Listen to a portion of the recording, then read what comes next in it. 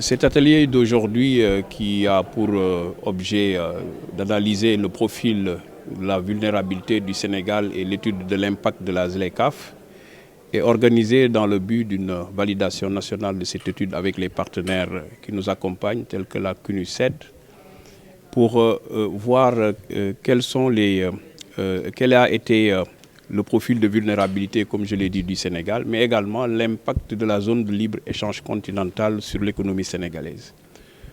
On sait que le Sénégal, depuis 2014, réalise un taux de croissance de 6%, qui l'a amené à augmenter le revenu par tête de 20%, qui est estimé à 1 370 $ par tête, avec également des performances sur le capital humain, de l'ordre sur le score qui a été évalué de 66,1, ce qui représente une performance très élevée du point de vue également économique.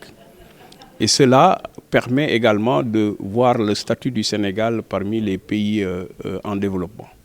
Donc cet atelier vise à regarder comment accompagner le Sénégal dans sa transition du pays moins avancé au pays en développement, au pays émergent.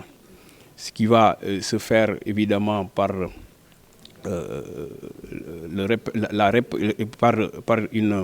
un diagnostic qui va nous permettre de savoir quels sont les défis qui vont être relevés sur cette période-là pour permettre au Sénégal de faire cette transition en douce. Et cela nécessite également de voir quelles sont les pistes d'investissement qu'il va falloir également faire pour essayer de permettre au Sénégal aussi de pouvoir maintenir les performances économiques qu'il a réalisées sur la période.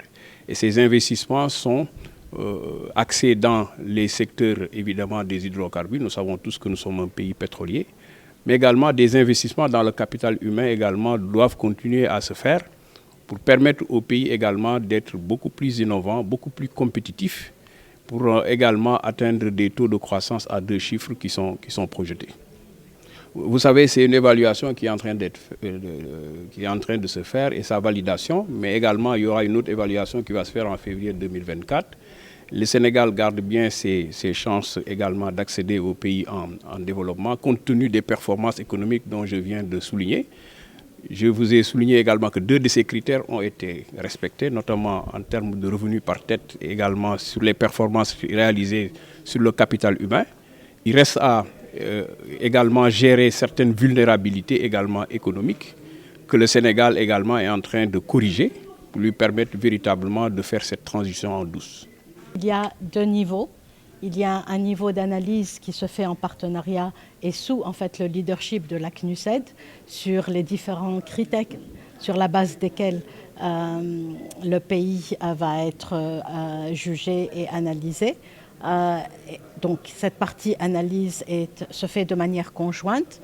Dans la partie analyse également, il y a l'identification des opportunités qu'offre la zone de libre-échange pour impulser, booster le développement du pays et faire en sorte que ces critères, 1, soient atteints et 2, soient atteints de manière durable. Parce qu'il faut s'inscrire dans la durabilité. Il ne s'agit pas de passer, je dirais, un examen en 2024. Il s'agit de réellement porter ces acquis sur la durabilité pour faire en sorte que les performances s'inscrivent sur le long terme. L'autre niveau d'appui, c'est le niveau du développement des compétences. Monsieur le secrétaire général l'a très bien dit, il est important qu'on puisse continuer à investir et investir de manière durable sur le potentiel humain, le capital humain. Il n'est pas possible d'arriver à cette durabilité et cette résilience si nous n'avons pas les hommes et les femmes qui sont capables de porter les projets qui vont permettre de passer à un niveau supérieur de développement.